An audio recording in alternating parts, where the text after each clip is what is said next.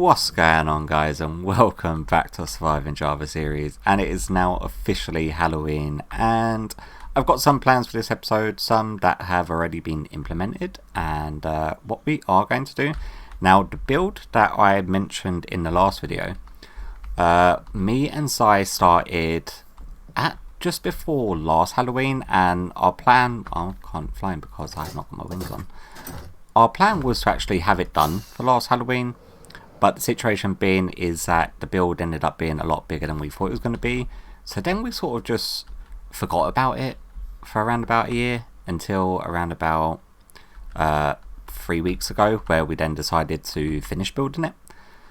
So the build sort of split up over the course of a year, and it's not taken a year to build because it's that big a build. It's just because it was a Halloween sort of themed build, and we just sort of forgot about it when we had other stuff to sort of work on.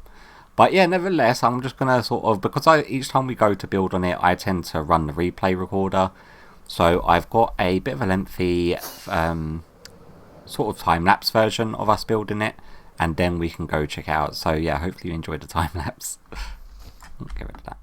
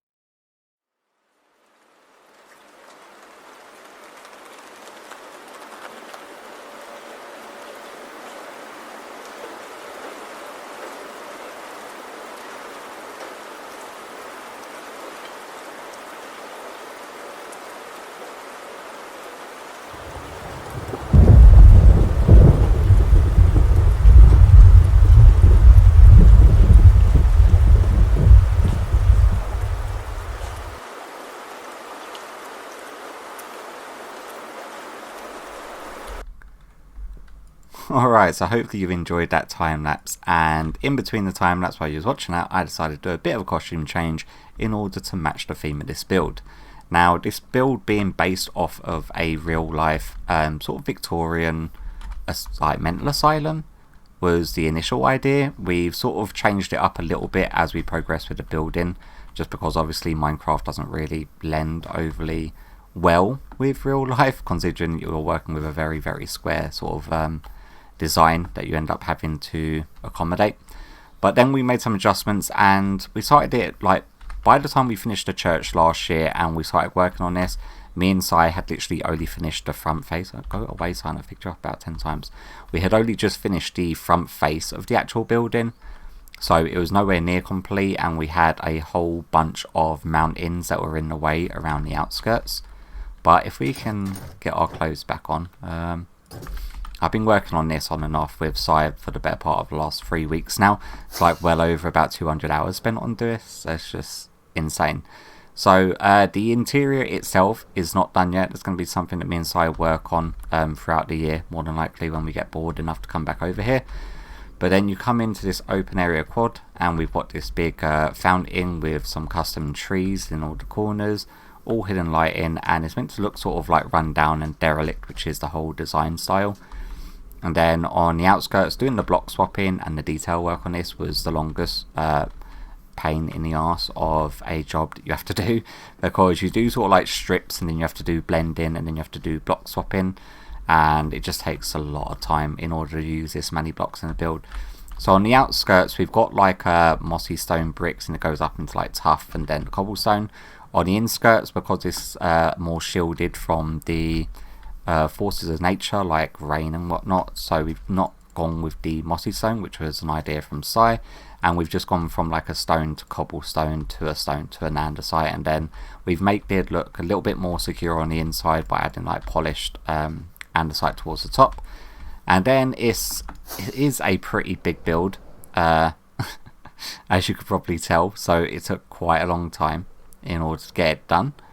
But I'm quite happy with the way it's turned out, and we have got some plans for the interior, but I actually got a plan of what I want to work on solo in this episode after having got this built, because I think every mental asylum, especially Victorian time mental asylums, have to have one key thing, and that is a shady basement sort of laboratory area, and in order where obviously the crazy doctors such as myself go in order to experiment on patients.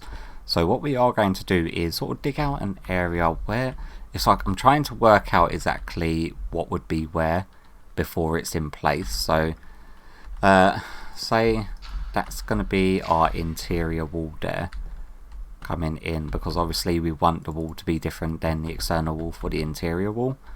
And then the corner sections are going to be like staircases that go up onto the second floor where the second set of windows are, which means this corner section, that one, and the other one are going to be sort of free and clear in order to have staircases, which means we can have a staircase down roughly around here. And I think, do we want a 3 wide staircase? I'm trying to picture it in my head if it would work. I think a 3 wide staircase will be fine. So if we do like a 3 wide staircase going downstairs, and then we're going to loop it around, so then it comes in and then goes that way. Do a little bit more like so, and then we're going to spin it around with a little landing and go further down, and then I'm going to dig out a big enough area in order to build the actual secret laboratory. So what I'm going to do, rather than you lot watching me and me sort of rambling on, jump into a time lapse, because I've actually mapped it out and I've sort of designed the general concept of what I want to do with the lab. So I'm just sort of going to crack on with the build, and we should hopefully have the resources necessary. Like, the amount of resources here is ridiculous. We actually created a dedicated little storage room for it. Yeah, so we've got a bunch. I do need normal. Okay, so we've got copper and we've got wax, so I need some of that for a part of it. Shut up, parrot. And then glass. I know that I need lime glass. We got. Okay, so we've got normal glass there as well. Seriously, dude, be quiet. Okay, that's just garbage. And we've got stone. Got cobbled deep slate. Yes, we have. So we have got all the resources here that I need in order to build the actual secret laboratory basement type deal. Can we get up? Thank you. Okay, yeah, let's jump into a time lapse and crack this out, and then we could sort of get to the more sketchy part of the build that I want to implement. So yeah, I guess I'll catch you back in a bit.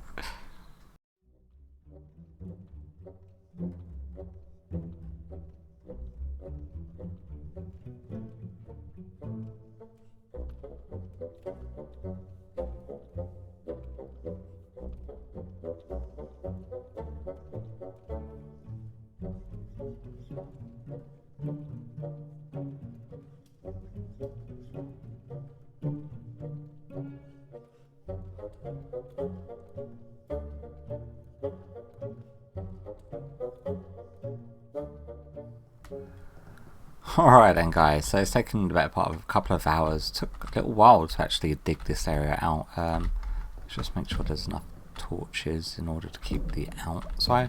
You won't be able to see any of this once I've actually finished the hallway. Like, I still need to do all the stairwell and then link it onto the actual lab. But then you sort of come in here, and then we've got a setup at the back here, which is going to be for something a little bit more interesting. And then we've got a lot more room in order to add like a couple of armor stand displays, because I've not decided on exactly, I need a light over there, what exactly they're going to be. But for a general layout and for a general size, I think we could do something interesting with armor stands. But first of all, I need to do something in order to cover up these, and luckily Sizzle on the server actually has a sort of banner making station outside of his base. So what we can do is just nip over there and make a few banners to cover that up, just to tie it in a little bit more. His base is literally just over here. It's like a stone's throw away from there. So his banner making station is just here. So we just want some standard blue, light blue? No, we want lime green actually. We want 3 of them. And then, have we got dyes here? Or am I going to have to nip into my dye box? Their banner reserves. Oh, say all the dye boxes need like topping up, which is something that I can probably do later on, to be honest with you. But for now, I should actually have a box with dyes. And then we're going to want light grey. And then one of you can be, say, just that. Then one of you can be, is it this one? Nope. This one. And then this one. And then the last one can be this one. And then this one. There we go. Thank you, Sizzle.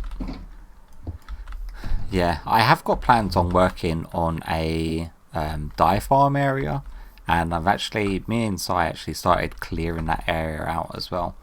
But that's going to be a project for another day, because it's going to be very intensive, and I'm still coming up with design concepts and ideas for it, especially when it comes to a building style, because I like swapping up my building styles quite a lot depending on the areas I'm working in, just so I get sort of practice and more inspiration. Otherwise, if I was to build everything in like castle format, or the weathered and worn look like this building, or the very nature sort of look like my base area, it would get very boring, and there would not be a lot of variety to the builds on the server if I just done that. So I thought I'd sort of mix up with depending on the projects I'm working on. So we want the full one to be there, this one's like the depleting one, and then this one's the half one down. So that way it's sort of like linking to these green tubes. We've got this sort of lime green box of liquid sort of funneling through from one to the other. And if you're wondering what we're going to be doing with these guys, is I actually want to put some charged creepers in them. But it does mean making a hole for him to drop into there. And then also we need to make sure that he doesn't die on impact. So where's our little box? We got any ice in any of these guys? Ice. There we go. Do that. Do that. Do that. And do that. Just so that way it doesn't die when we drop him in. And then we'll do the same for over here. I should really... Alright, let me take a screenshot there, just so I know the coordinates of where to dig down. It doesn't matter because there's nothing that can really wash away here. Do this, and then screenshot. Thank you. And then break you. Do that, do that. Okay, so if you're wondering where we're going to be getting the fun charged creepers from, before this area was the Halloween area, it was initially our creeper charging area, and then that was up on a hilltop where the church is, just over here. We had like a whole array of test tubes when the lightning rods first come out. And then the lightning rods were obviously supercharging creepers, and then we thought that we'd just like sort of get them out of the way while we was building over here, and I do believe it should be underneath this block here. So if we sort of like break some of these, say Cloud, do not break the glass, be very very careful, because Cloud was like in this area after we put them away in this little test tube. But yeah, we've got a whole bunch of charge creepers in there. So what we are going to want to do is get 2 of them, and luckily there's a minecart collection system already built within it, because I knew this day was going to come where I'd actually need to get them out. So if we go and just break some of you, like so, awesome. And then what I can do is go options, open a pack folder. I know that you can't see this on your screen, I'm just getting up the screenshots, so I know the coordinates of where to dig the holes down. Now I've got these screenshots open on my other monitor, so I've just started digging the hole. Need to be a little bit careful because there are some creepers over here, and it was just a thunderstorm, and knowing my luck, one of these have probably been charged along the way. Okay, he's dead. One, he's just over there. That's the physics mod, by the way, that makes him do the whole ragdoll and go shooting off. Okay, so 1606 is here, and 1494. So this should be the first one. Yep. And luckily, because there's water here, we can... Okay, so I need to get the coordinates of that other one. Let me quickly grab that screenshot. That is 1504. Yeah, so it is in this direction here. Sorry, we're just gonna have to break you for a little bit. 1504, which is just here. Awesome. Okay, what I'm going to do is get the rail in place, because I'm going to want to kick them out of a minecart and then do a little walkway that they just walk down into the hole, because trying to get a minecart to kick them out of the minecart directly into the hole, it never works out for me. It's always easier if I just do it in a little penned up box and get them to follow me into a trapdoor hole. But once I've got all the track into place and we're about to move them, I will bring you back for what will probably be a catastrophe, but fingers crossed it goes smoothly. Yeah, I guess I'll catch you back in a sec. Alright guys, I think I've got the majority of the track. I don't think I've put the corners in yet. Do that one. And then I've got like a little walkway for me to walk up and around.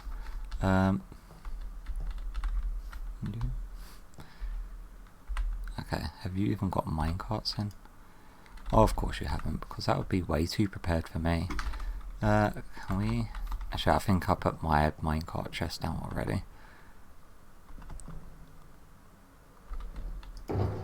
And we've got a minecart, which we can probably retrieve because we don't want to do 2 at the same time. I'm extremely nervous about doing this. Do that. Yeah. So he's on his way. Hello.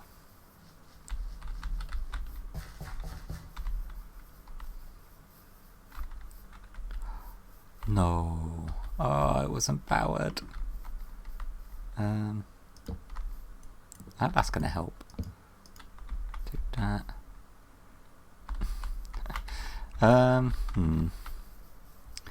See if I got any potions of invisibility. Otherwise I'm not going to be able to nudge him. Let me quickly have a look. I know that I've got some back at base, and base isn't exactly miles away, but if I'm... was that invis? We have got one invisibility. Have we got milk as well? Because I need to be able to get rid of the invisibility. Any cows nearby?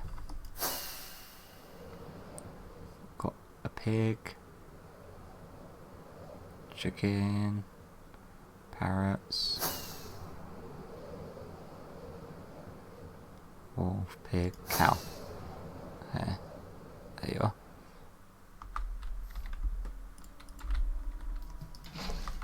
Thank you.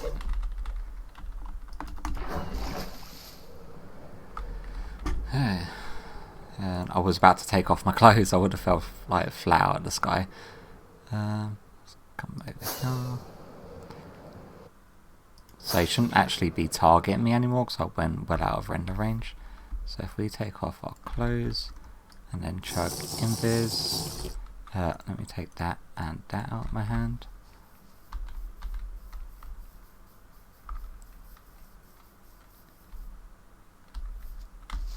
Ooh. So he does realise you if you get too close, regardless if you're invisible. God, that sizzle always scares the absolute hell out of me. Okay, put back on our clothes. Get up here.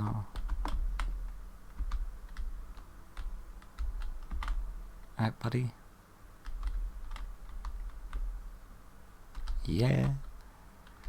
Hey, that's number 1 in place. And then we're going to have to do... okay, we can get lost.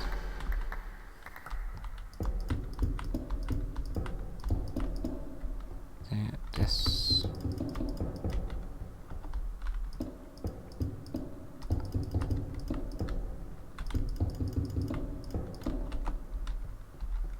And then... that's the hole just out of here.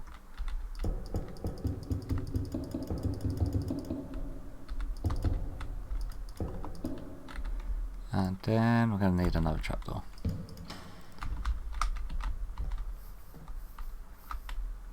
Okay, so break key. Well, that went a lot smoother. Obviously, the track not being powered was a little bit of a faux pas on my part, and it could have went very, very badly. I completely forgot that they sort of track you if you get too close, regardless if you're invisible or not. Okay, let's go for round 2 then, shall we? We've still got a bunch of them in there. Hello. Okay, so you shouldn't stop. We did power that bit of rail. Then pops out. We're going to go round, up. Hello.